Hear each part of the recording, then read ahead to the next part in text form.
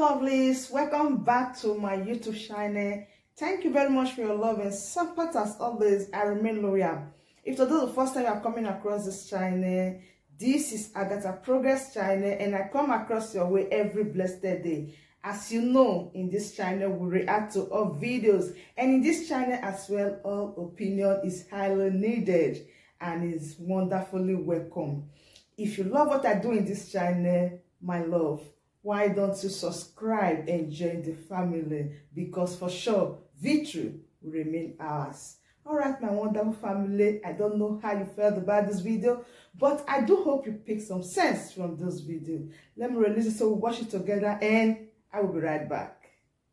For the benefit of the viewers, what I'm about to say will be best expressed in English than Pidgin, so I must apologize for that, because legal terms will be occurring here a lot today. Yes, I met him yesterday for almost 3 hours at the headquarters of the DSS in Abuja, and we had quite an interaction, private interaction initially, and later on he was interviewed by 3 DSS officers in my presence. I wanted to call it an interrogation, but they said no, it's an interview, during which they asked him routine questions, but most of the questions centered on his being the leader of the indigenous people of Biafra and the activities of that organization.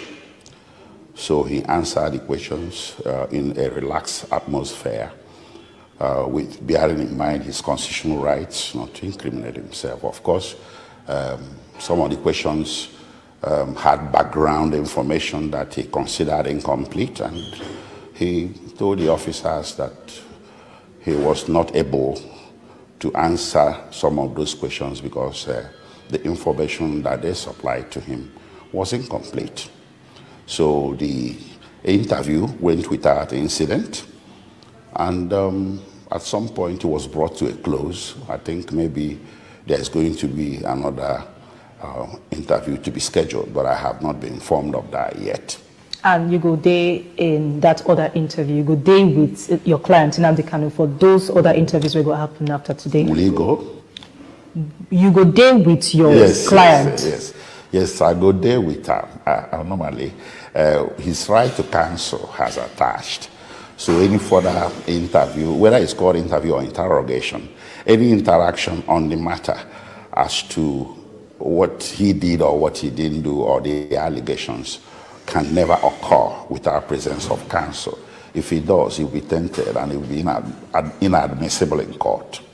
Okay, so before we talk more about this, you talk, say, aside from the interview your client NNAMDI KANU gets with the DSS officers, you also get private interaction with them. Yes. Before we go into details on that, in as much as you can share with us, if you describe to us when you see NNAMDI KANU, how he be, what's is in state of mind? Well, his state of mind wasn't as sound as it should be. You know, if you listen to his broadcast, you would know that he's a historian. But when I was talking with him, he had trouble recalling the actual date he was abducted. It surprised me. So to jog his memory, I asked him how many nights he spent in Abuja before he was brought to court. He told me 2 nights. So he was brought to court on Tuesday, the 29th June. So we figured he must have been brought into the country on Sunday, the 27th. So when I mentioned that date, he said, sure, that's the date.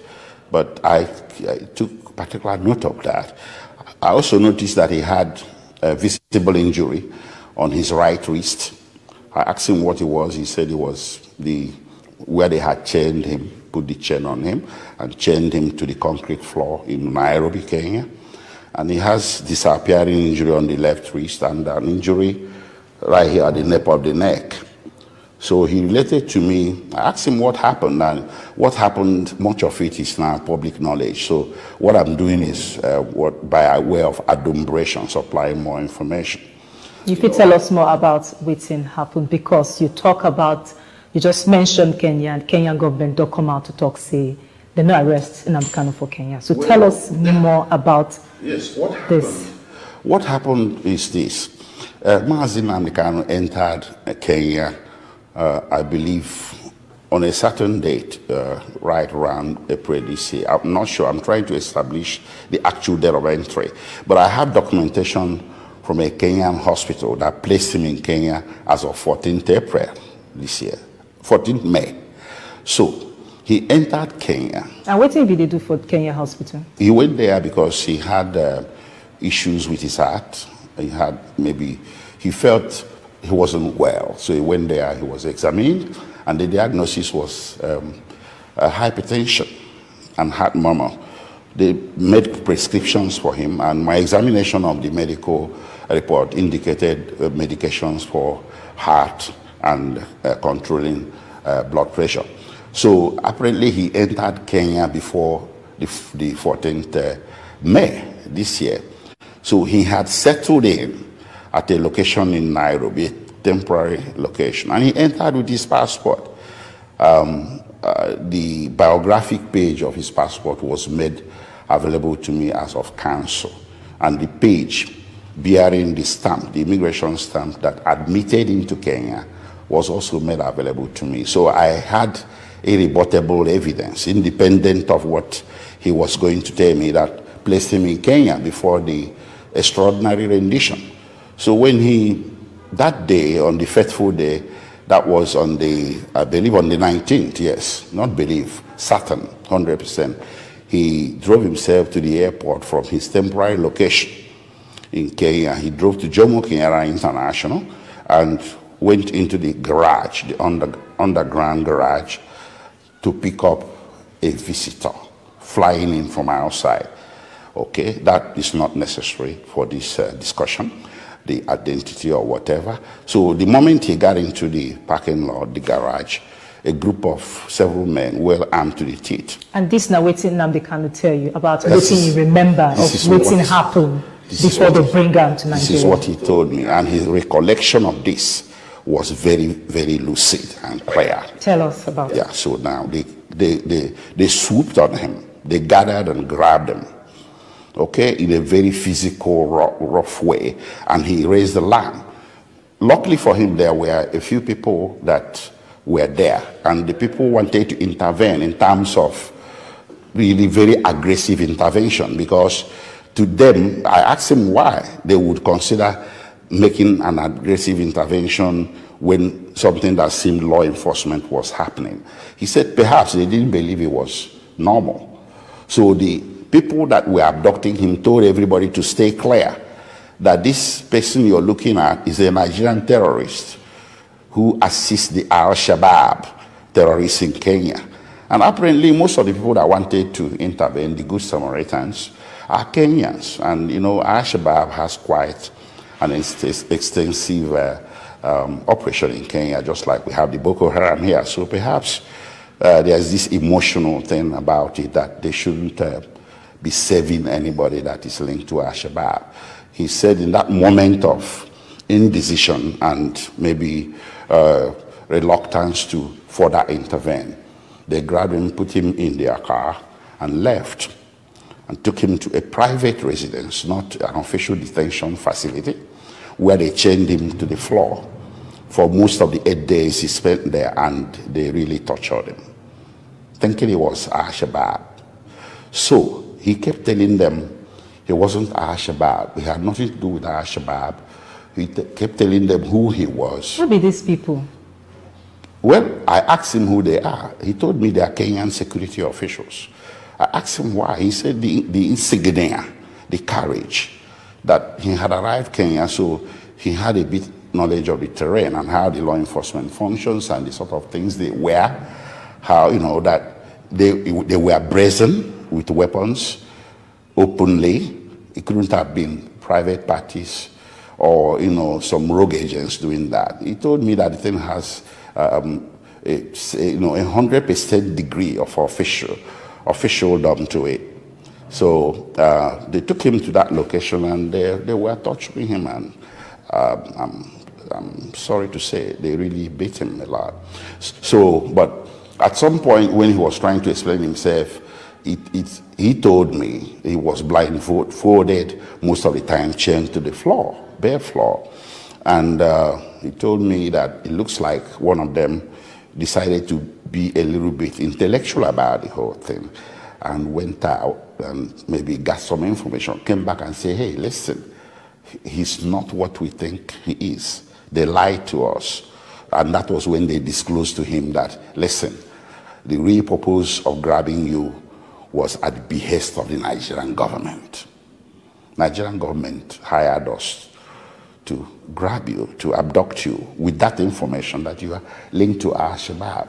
He said, okay, you gotta let me go. He said, no, no, no, no. We are committed already. We have to hand it over. But the Kenyan government don't clearly talk, say they don't get hand for this, and they don't arrest NNAMDI KANU for the ground. And also the federal government never come out to talk anything about where your client, where they arrest your client from. Okay.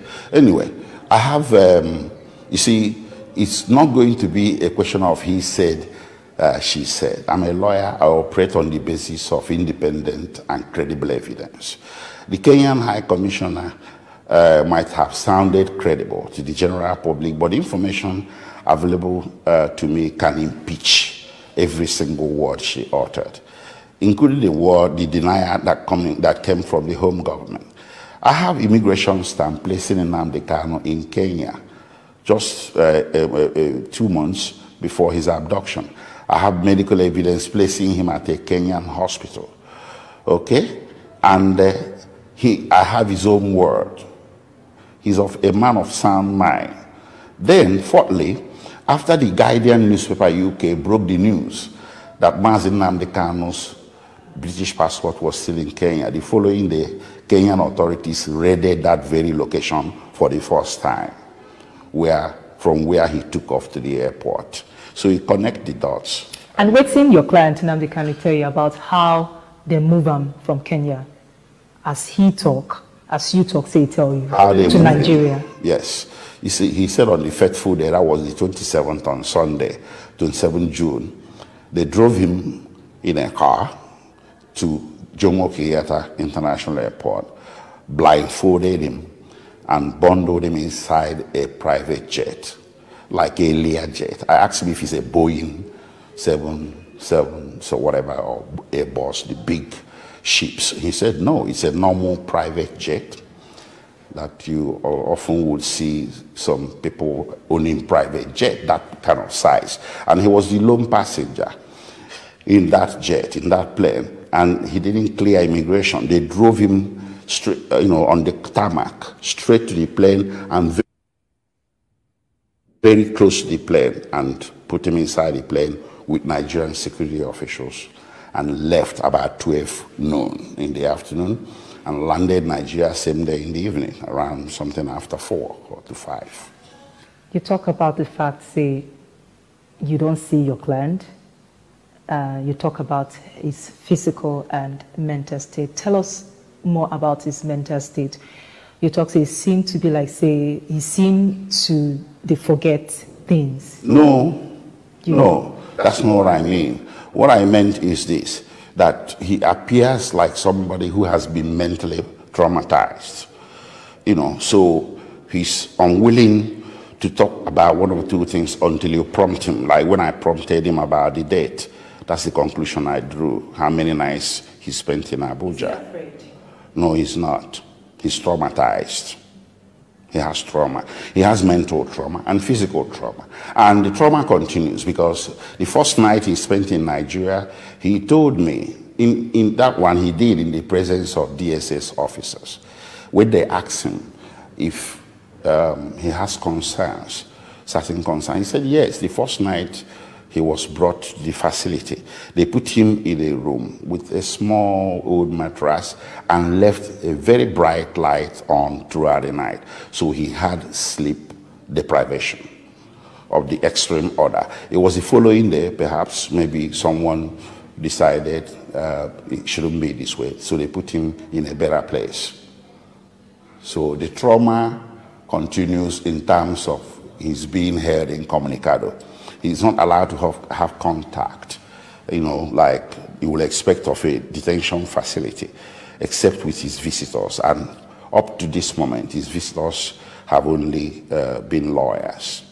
So how long it take for them to allow you and your like other lawyers? Well, I've been trying to see him since Friday.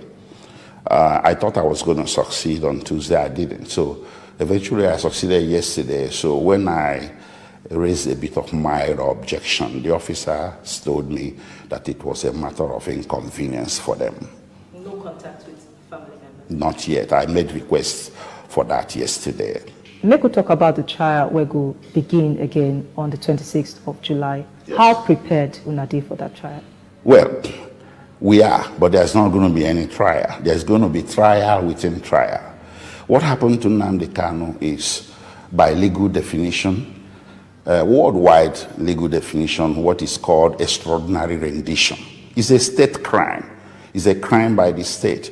If a private individual abducts or violently and illegally seizes another individual, it's called kidnapping, and in some jurisdictions, it's a capital offense. When state does it, it's called extraordinary rendition. That's what happened.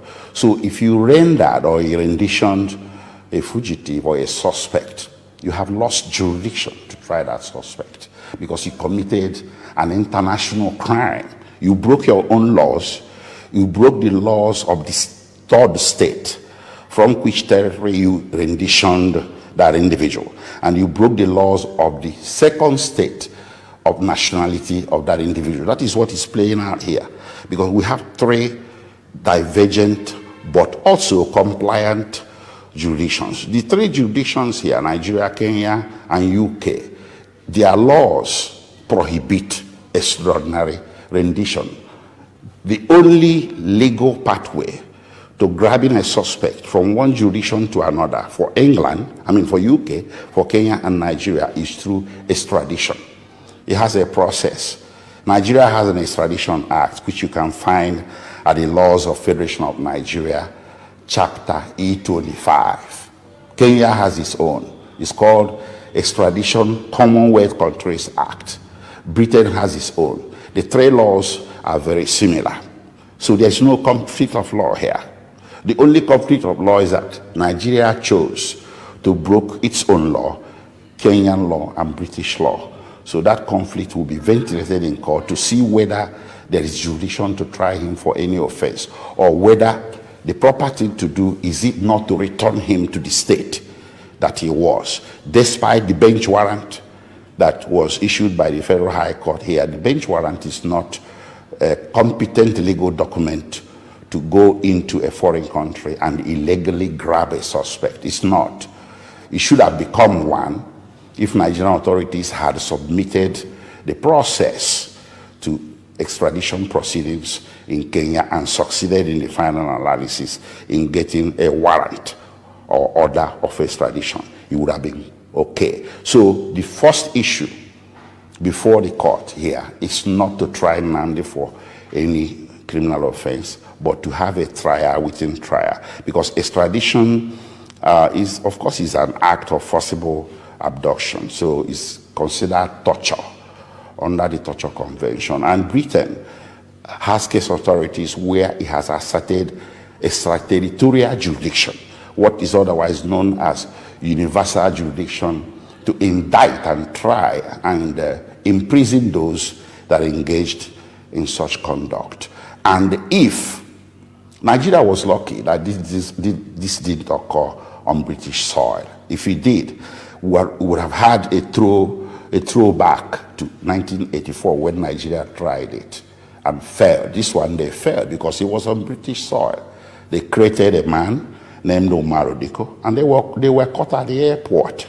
It was the same thing. The only thing that differs Diko from NNAMDI KANU is that KANU wasn't created, and he was kidnapped in a third state. Diko was kidnapped, created. At the airport, British authorities got suspicious and the whole thing unraveled. 17 men were arrested, 4 were in prison for between 6 to 8 years and deported when they were out of jail. Britain broke diplomatic relations with Nigeria for 2 years. They expelled the Nigerian ambassador, the High Commissioner, and some diplomatic staff found complicit in that grievous crime. And it was a whole lot of noise internationally. And Nigeria's subsequent request, formal request, meritorious request for extradition of Diko and the others, other Nigerians wanted who were in UK, were summarily denied by Britain. So there are definitely, for sure, countervailing measures when a nation tries to commit such a grievous crime just because they want to have a suspect before their judicial authorities. There are things that the country should have done right, but they decided not to do it. Okay, so they've been calls don't come from different quarters, from different groups, say the federal government must handle this case on a fair note, that the trial must happen, NNAMDI KANU trial must happen on a fair note. Does this make you optimistic? Fair trial? That NNAMDI KANU must have a fair trial? You see, there is it's an oxymoron. It's a contradiction to say that a jurisdiction that broke the laws of 3 countries and the international law, that's the 4th component, to bring a suspect before that jurisdiction should be expected to give fair trial to such individual. But like I said, we haven't even gotten to that bridge yet. When we get to the bridge of whether he's going to get fair trial or not, we are going to ventilate it. The bridge we have to cross first is the bridge of testing the impact of the jurisdiction of Nigeria to try NNAMDI KANU for any criminal offenses stemming from the extraordinary rendition. That's where we are. So finally, pretty weighty allegations and accusations against your client. And some people who I don't talk to, say, now all these things they could bring up during the trial. Talk about his utterances for Radio Biafra, talk about him asking people to take up arms and commit some atrocities, like they said. All this will come up during the trial, and they say the federal government gets very big evidence, weighty evidence against NNAMDI KANU. Waiting to go through your client's mind, if they think about the trial, does it make him worried? NNAMDI KANU, especially during his interview with the DSS officers, he explained to them, they asked a question similar to this. He said, what I set out to do is protected under the laws of Federation of Nigeria and under international law, which is self-determination. And I set out to do it through peaceful means of referendum. I was singing referendum like a song. Now, how can you say I committed a crime for pushing something, for holding a protected political opinion? I can give you the quotation. It's at cap A9, Laws of Federation of Nigeria, Article 20 and Article 1. It's Nigerian law.